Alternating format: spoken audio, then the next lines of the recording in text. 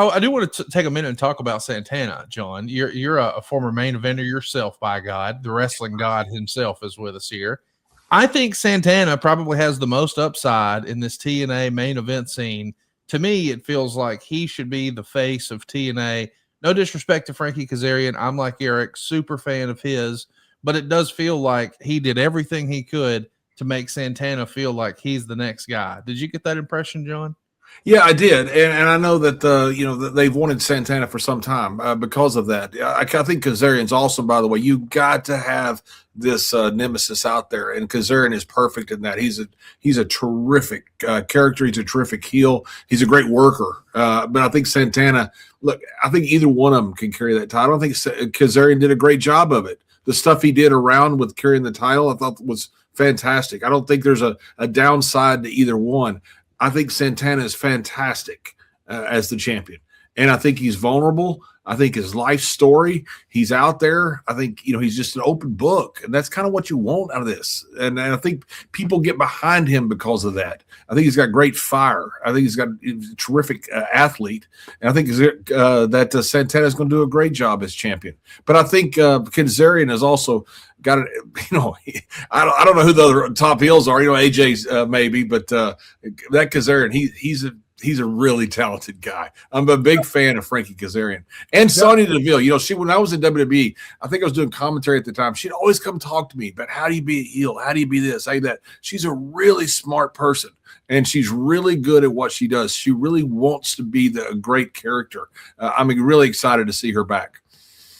John, AJ and Frankie, did they plant a seed there with that little confrontation in the beginning and then AJ telling Santana to take him out? Was that just take him out tonight, or was that planting a seed for an AJ Kazarian run, do you think?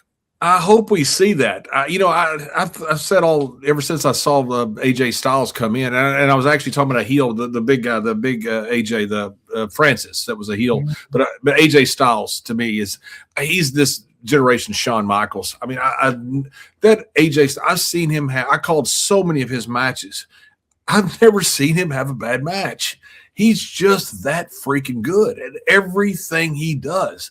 And I hope we see that. I hope we see Kazarian and AJ Styles.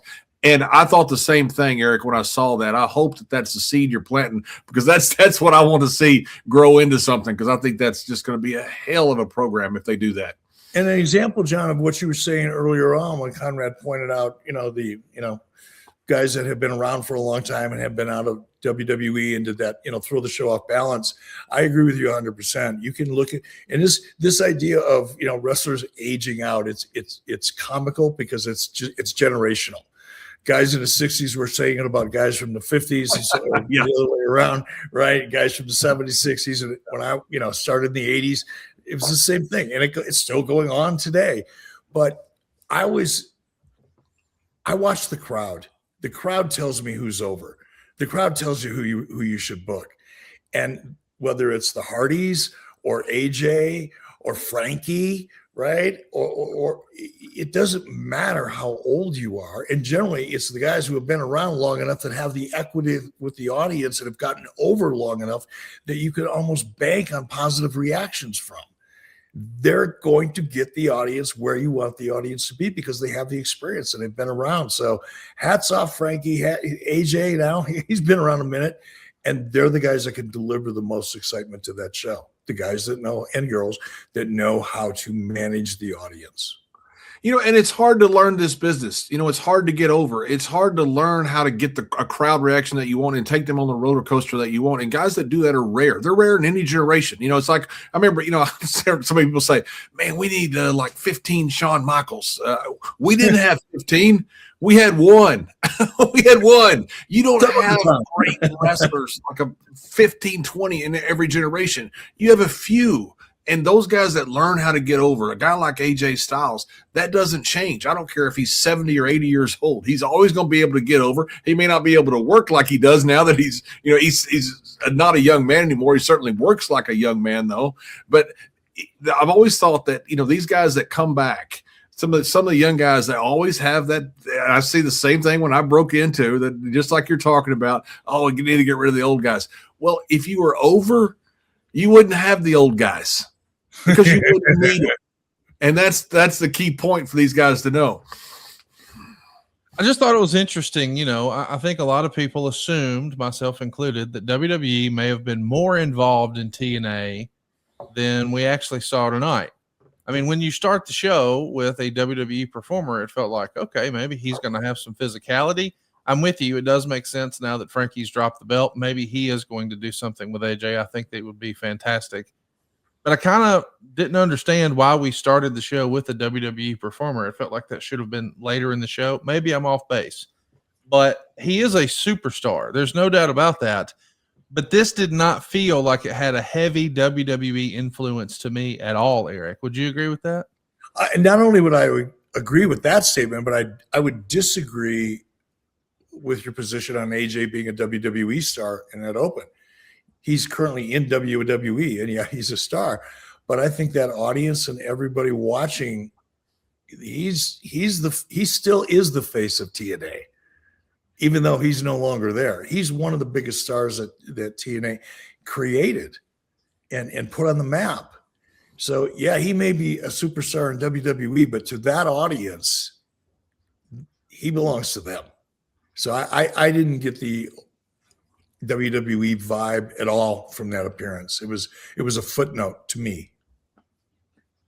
We want to know what you guys thought of the show. We actually did a poll here on YouTube. 40% of fans answering our poll said the show was meh. 28% said it was so-so. 19% said it was good. And 13% said it was a great show. We want to hear from you. What did you like? What didn't you like? I think all of us are kind of aligned that we enjoyed the main event. Eric, I want to get your take on the Righteous. I don't know that they've been on your radar before, but the fellas in the white suits who came out and put a chain lock through Jeff Hardy's ear. What a setup for that. What'd you think of the Righteous and the way they had a little post-match skirmish with the Hardys? I'm all for post-match skirmishes because the crowd loves them. And if the crowd loves it, so do I. The ear thing I could have lived without. First of all, he was monkey fucking around with that lock for way too long. It's like that was awkward. So it started off bad, and then just the idea of it, it's not my thing, but I understand how a lot of other people might have gone, wow, I've never seen that before, that's cool. And you got to satisfy the audience. If they reacted well to it, so be it. It's just not I wouldn't have done it. It's not my thing. John, what do you think of the Hardys match, the Righteous, Elijah, that whole first segment? I liked it, and I like the Hardys. I've always liked the Hardys, and since they first came in the WWE, the Righteous, that was the first time I'd seen them. I don't watch just a ton of wrestling, so I thought I really enjoyed the characters. I agree with Eric about the ear gimmick. Sometimes you try stuff, you don't know if it's going to work or not, and maybe it worked, maybe it didn't. I think it's just so much easier just to beat somebody's ass. Just beat them up. It's not hard. It's like Murdoch used to always say. I call your mom a name, you call my sister a name, and we fight. People understand that. People understand somebody getting beat up, and sometimes you turn simple math into trigonometry, and you don't have to. And I think that's what could have happened here. I don't know how the crowd would like it. I couldn't tell, but maybe they liked it. But to me, it's just a lot more simple just to beat somebody up and get heat on them. SaveWithConrad.com. Yeah, I'm Justin Gruffin from Knoxville, Tennessee.